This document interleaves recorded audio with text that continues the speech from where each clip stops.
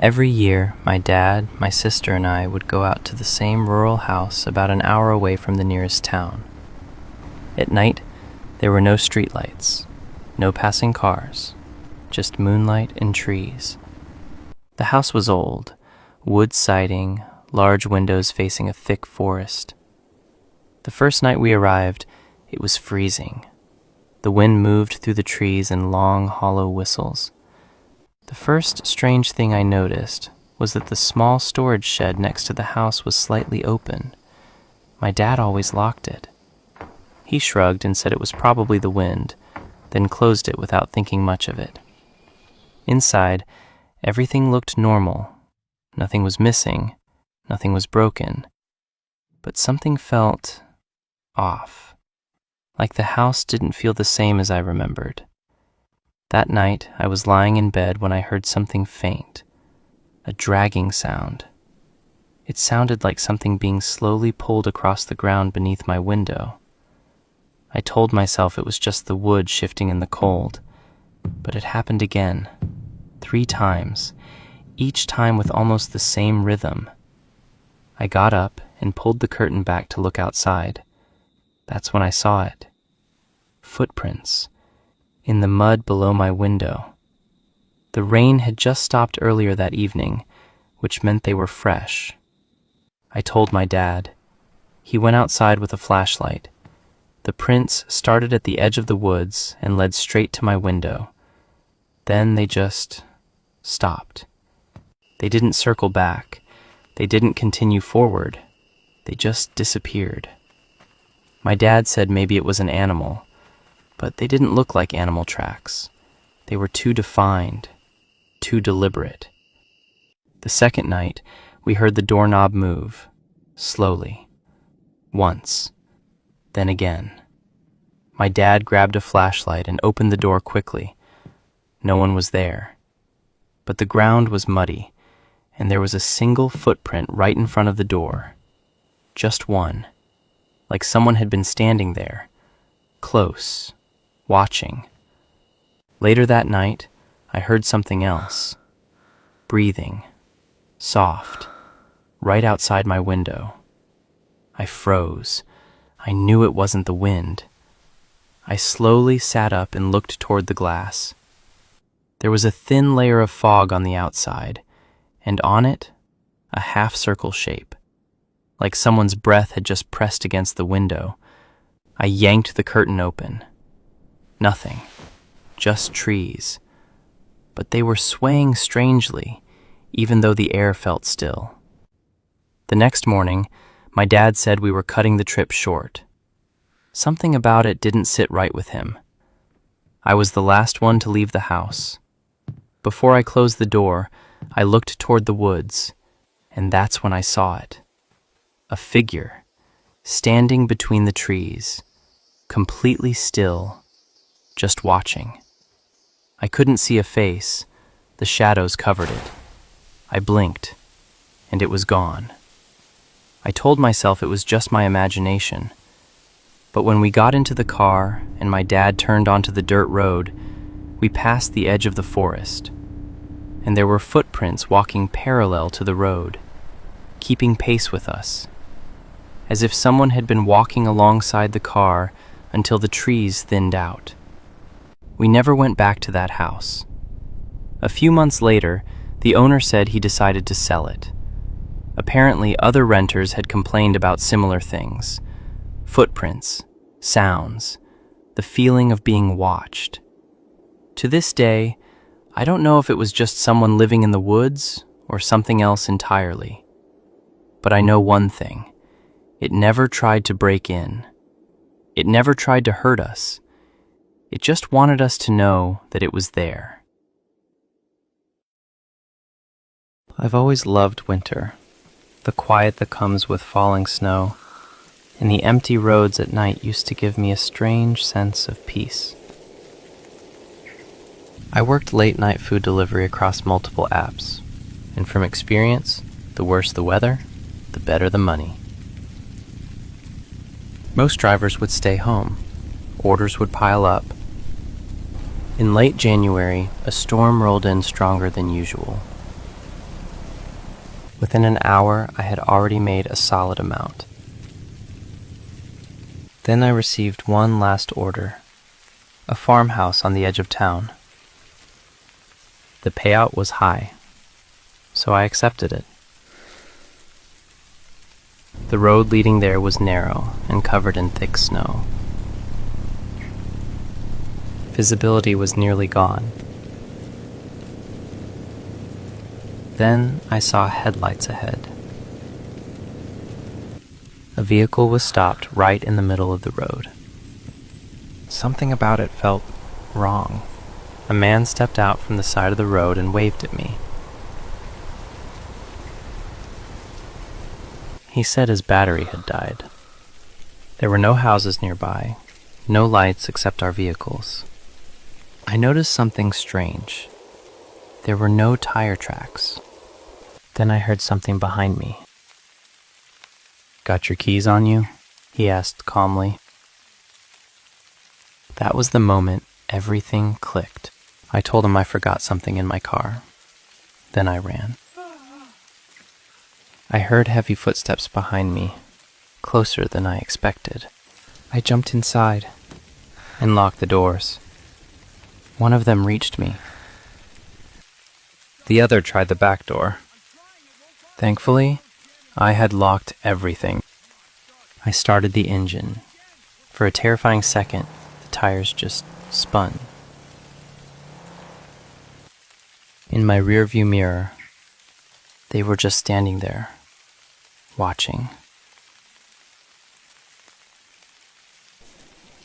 Since that night, I don't see snow the same way anymore. Sometimes that quiet white silence hides things you never want to see. My uncle offered me his house while he vacationed in Europe. It felt like freedom handed to me. My aunt and cousin left first. He stayed behind. Said he had business. When he finished up, he handed me the keys. A few weeks alone, that was the deal. He knew I wanted to live alone. I thought this was my first real step. No friends, no hanging out in the yard. He was very specific. I figured it was the snow. Too much of it. Maybe he didn't want me getting hurt. He left the fridge packed, like I wouldn't need to step outside at all. At first, it was better than I imagined.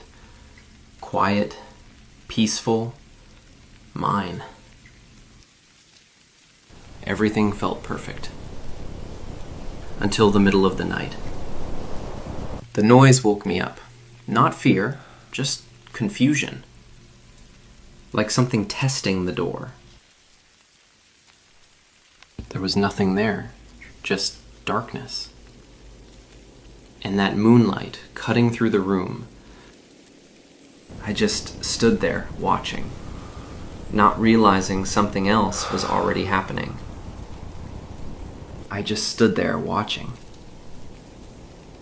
not realizing something else was already happening. Then I heard it again, from downstairs, from the front door. Maybe something hit the door. Just the wind. It had to be. I turned on every light. Then I checked the peephole. I opened it just a crack. The footprints led straight to me. I slammed it shut, locked it fast. Who would be out there? I ran to the back. I needed to see if someone was still there. Through the storm, I saw something small moving. Too small to be out there alone. When the wind eased for a second, I saw him clearly. It was just a kid. I was scared, but I couldn't ignore him. He didn't look older than 10. I called 911. Told them there was a kid outside in the storm. I stayed by the window, watching. But he was gone. We were in the kitchen when it happened again.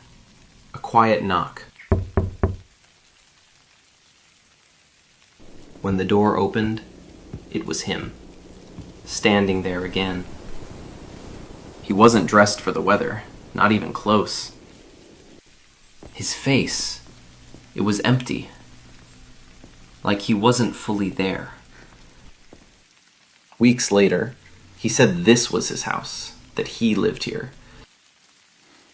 2 missing kids, same house, same timing.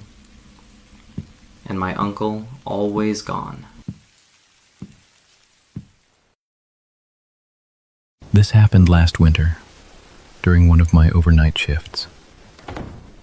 I work as a park ranger in a restricted wilderness zone.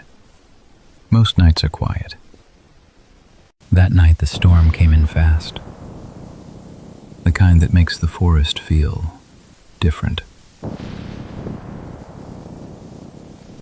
About an hour into the storm, my radio clicked on.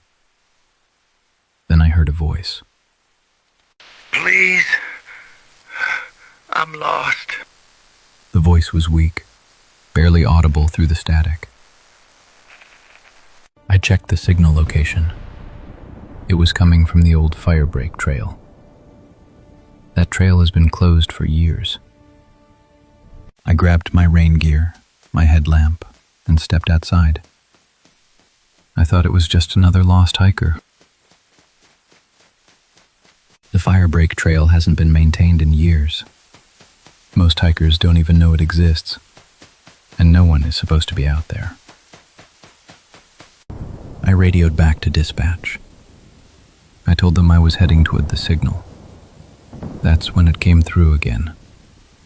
Please, I'm still here. The voice sounded closer this time. I checked the signal coordinates again. They hadn't moved. It was coming from directly ahead. Then the radio went silent. No static, no signal. Just dead air. That's when I heard it. Not from the radio. From behind me. Please, I'm lost. It wasn't coming through static this time. It repeated the exact same way. Same tone, same pause. Like a recording. That's when I saw something. A small light. On the ground. It was one of ours. Same model, same frequency. But I hadn't dropped mine. Then the one on the ground clicked on. And I heard my own voice. Please, I'm lost. It was my voice, recorded. I dropped the radio, and that's when I heard it. Footsteps, not walking, running. It wasn't lost. It was bait, and I was exactly where someone wanted me. I ran, not back toward the device, back toward the trail. I could hear him. He wasn't crashing through the brush. He was keeping pace. At one point, I heard breathing right behind me. I slipped and hit the ground. For a second, everything went quiet. And then I saw him, standing there, watching. He didn't chase me again. He just stood there and let me leave. I never worked another night shift after that. I remember thinking it was normal, just another car. But it never passed. It never fell back. It stayed the same distance. At first, I didn't care. Highway driving, someone's always behind you. But time kept passing, and it stayed. Same distance. So I speed up. Not a lot, just enough to test it. And the headlights speed up too. I didn't like how it felt, so I took the next exit. No reason, just to see if it would follow. That's when it started, that feeling. Nothing was wrong, but it wasn't right either. I pulled over, completely. I wanted proof. I wanted it to pass and end. No horn, no pause, just gone. Its taillights faded into the fog like they were swallowed. I sat there, a full minute, hands locked on the wheel, telling myself I was fine, telling myself it was nothing. Then I drove again, because stopping felt worse, because sitting still felt like inviting something closer. 5 minutes later, I reached a small intersection, and on the corner, an old gas station. All the lights were off. No cars, no people. Just that building, sitting in the fog. I didn't plan to stop. I just wanted the highway again. So I started to turn around, nice and slow. And then I saw it. The same car. Parked beside the building, lights off, like it had been there the whole time. I froze. I couldn't see anyone inside. The windows were too dark, but I could feel it, like someone was looking back. Then, its headlights turned on, all at once, bright, pointed straight at me. That was it. I didn't wait. I slammed the gas, turned hard, and got out. I hit the highway again, and I didn't look back, not once. I just drove and kept driving. 2 hours later, I finally saw town lights. I pulled into a parking lot under a single street light, and for the first time, I felt like I could breathe. I got out, walked to the back. I don't even know why, I just needed to check. And that's when I saw it, a handprint on the back window from the outside, clear as day.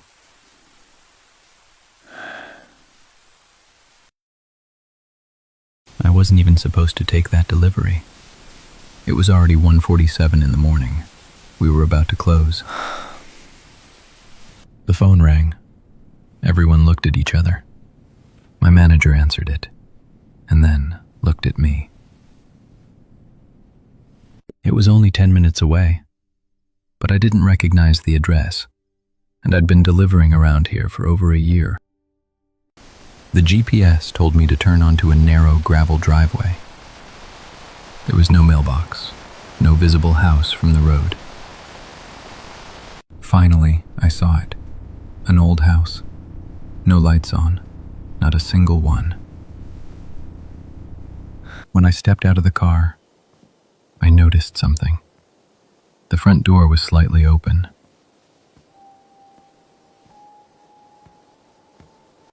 I knocked, no answer. I knocked again. That's when I heard it, breathing, right behind the door. "Delivery," I said. Then I heard a whisper. "Come in."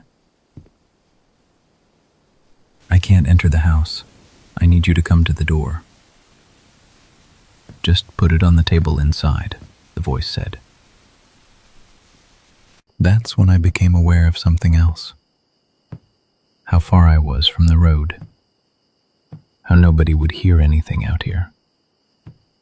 "I'm leaving it on the porch." No response. The breathing stopped.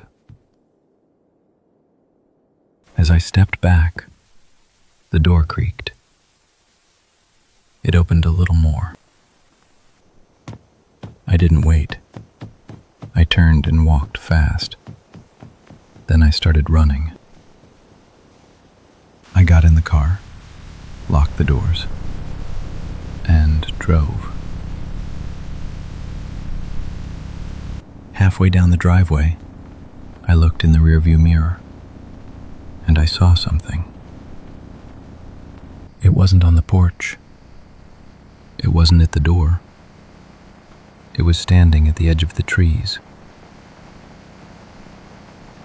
When I got back to the shop, my manager looked confused.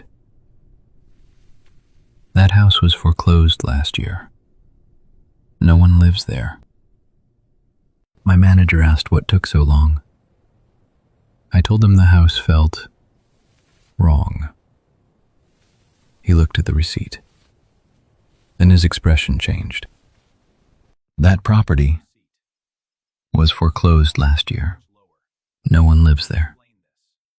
We tried calling the number. It was disconnected. Cash payment. I never went back. And I don't take deliveries after 1:30 anymore. But sometimes, I think about that silhouette.